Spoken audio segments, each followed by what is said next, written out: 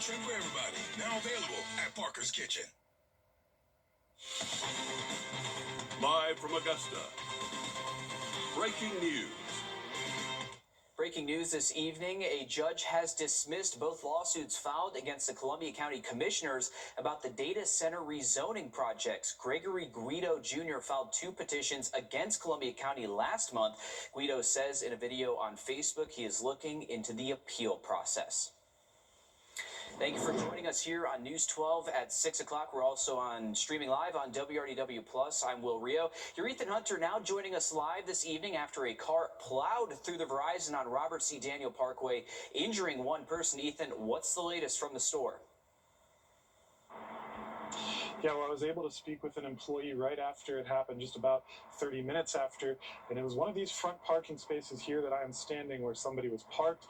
They said it was an elderly couple, and the woman driving told sheriff's deputies that her leg locked on the accelerator and went straight through the front of this store. You can see behind me the glass is still littering out here into the sidewalk and much through the store, as well as one of the protectors that kind of comes down in front of the glass facade of the store is on the ground as well.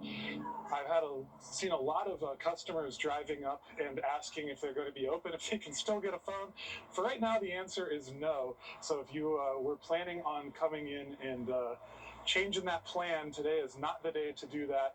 They are going to be closed for the foreseeable future. They said they will continue to update the public and let them know when this is going to be back open, but definitely closed for right now.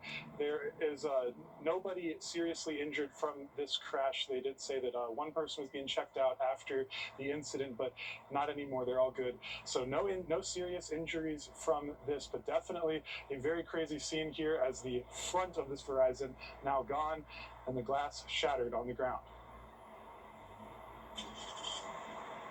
Yeah, and thankfully that person only had minor injuries. I'm sure that they have a lot more cracked screens now after this crash than they did when people were there to probably get them, but I'm glad that no one was seriously injured here. A big hole in that store right there behind you, Ethan. Verizon did actually release a statement saying it is working to reopen that location as soon as possible. In the meantime, the company says that you can use its store locator to find nearby local Verizon stores. The company adds its website, app, and phone lines are open 24/7.